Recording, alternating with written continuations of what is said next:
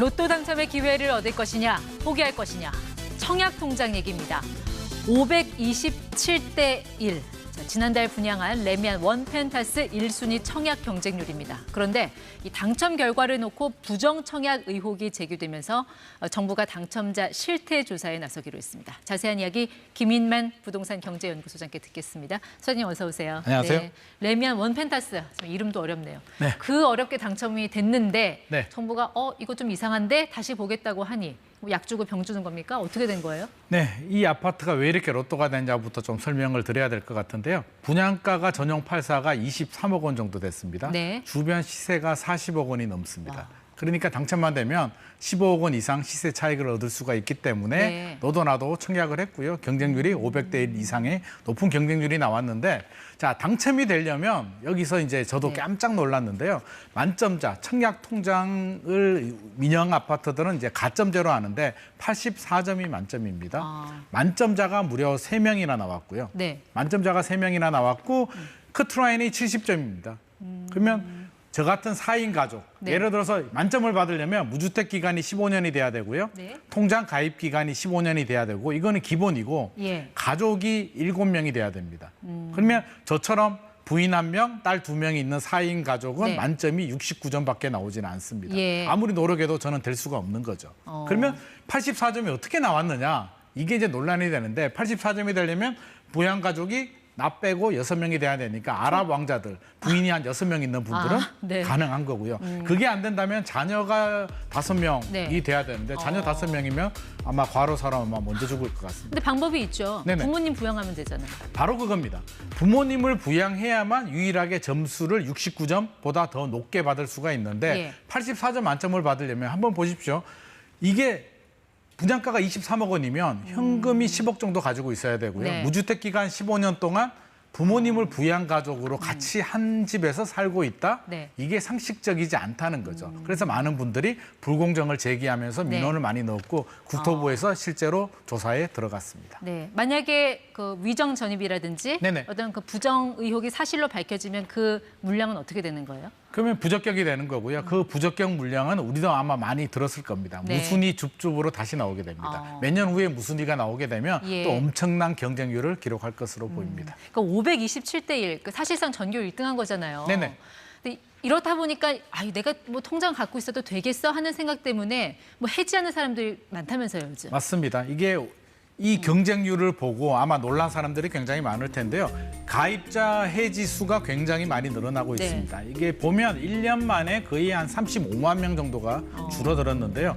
나는 저 경쟁률, 저 점수를 만들 수가 없어. 예. 결혼도 안 했는데 어떻게 가점이 나오겠어. 포기를 하는 분들이 늘어나고요. 네. 23억? 아무리 로또라도 나는 그 돈을 마련할 수가 없어. 나는 도저히 안 되겠어라고 포기하시는 분들이 많이 늘어나고 있고, 네. 지방에서는 미분양 아파트도 많은데 굳이 청약을 해야 돼? 라고 해서 차라리 그냥 소고기 사 먹자. 청약 통장 해지하는 분들이 많이 늘어나고 아니면 있습니다. 그냥 대출 끼고 그냥 구축을 사든지. 차라리 구축 사는 게 낫다고 생각하시는 예. 분들도 계십니다. 그러니까 뭐 다양한 이유가 있겠지만 근데 이 청약제도라는 거는 네. 지금 왜 이렇게 어려운지 저도 이제 뭔지 좀 알려고 좀 자료를 찾아보니까 정부가 내놓은 자료가 네네. 240쪽이에요. 거의 책 한 권. 네네. 책 한 권을 읽어야 이 제도를 알 수 있다면 네. 여기서 뭔가 좀 문제가 돼도 한참 문제가 있는 거 아닙니까? 문제가 많죠. 청약홈에서 책도 발간을 했는데요. 이 책 한 권을 아마 주택 청약의 모든 것이라는 책을 다 읽어도 제 생각에는 또 변경이 될 겁니다. 수시로 네. 청약 제도가 변경이 되기 때문에 책을 보고 공부를 했는데 그 정보는 이미 옛날 정보가 되기 때문에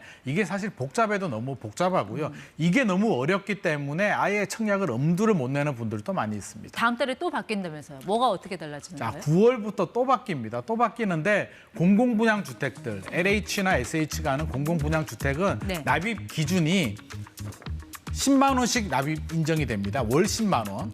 그러면 납입 금액이 많을수록 유리하다면 나는 그냥 10억 원 넣어버릴래 하시는 네. 분들이 있기 때문에 10만 원만 인정이 되는데요. 네. 우리 작년에 동작구 수방사 아마 기억을 하실 겁니다. 그때도 5억 로또 뭐 이런 얘기 나왔었잖아요. 그때도 5억 로또였는데 네. 동작구 수방사 커트라인이 2,500만 원이 넘었습니다. 2,500만이 되려면 월 10만 원씩 네. 21년 3개월을 넣어야 되거든요. 그런 분들이 당첨이 되기 때문에 예.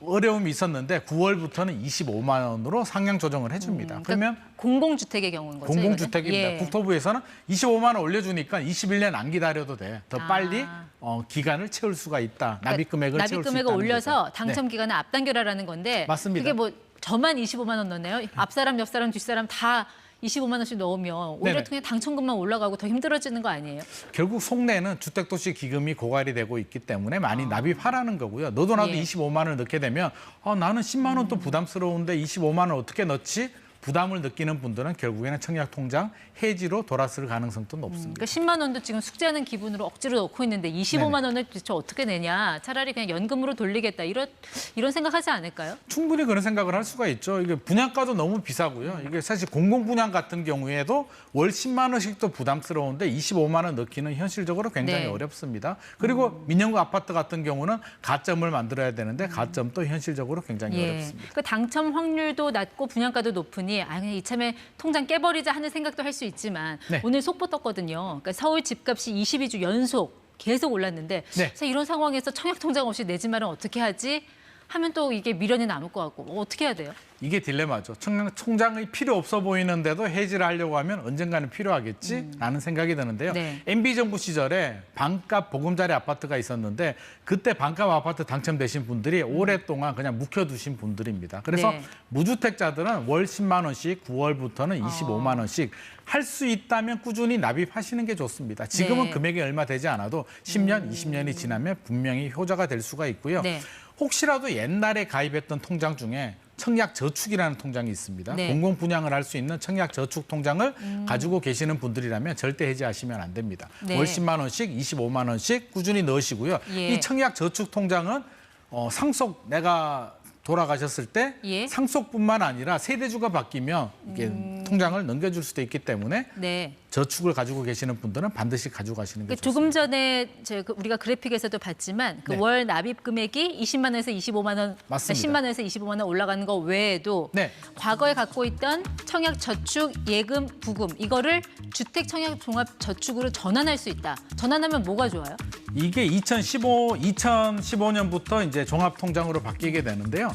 자, 이게 기존에 부금 넣고 있던 저축이나 부금, 예금인 분들이 전환이 안 되기 때문에 새롭게 통장을 만들거나 기존 통장을 가지고 있었어야 되는데요. 예. 올 9월부터는 이제 전환이 됩니다. 전환하게 되면 기존에 납입했던 횟수나 금액을 인정받을 수가 있기 때문에 복잡하게 통장을 이제 여러 개 안 있어도 되는 거죠. 아까 전환하면은 민영, 공공 다 할 수 있어서 좋은 거 아니에요? 종합통장은 다 할 수가 예. 있습니다. 네. 근데 조금 전에 청약 네. 저축은 깨지 말아라 하셨잖아요. 청약 저축은 네. 전환이 안 될 때는 보유하는 게 좋고요. 전환이 된다면 종합통장으로 전환해서 민영 아파트도 또 기회가 되면 청약을 하는 것도 자녀한테 좋겠죠. 명의할 때는 청약 저축이 그런 필요하다는 생각을 거죠. 가지고 네. 계시는 분들은 이제 또 자녀한테 줄 생각이라면 세대주를 바꿔서 네. 주고 싶다면 저축통장을 가지고 있는 게 좋습니다. 알겠습니다. 무주택자는 어쨌든 청약 통장 깨지 말고 계속 유지를 하셨는데 맞습니다. 그럼 집 있는 사람은 어떻게 하는 게 좋아요? 집 있는 사람은 1주택과 2주택이 달라지는데요. 1주택자들은 사실상 가점 점수가 안 나옵니다. 예. 점수가 0인데요.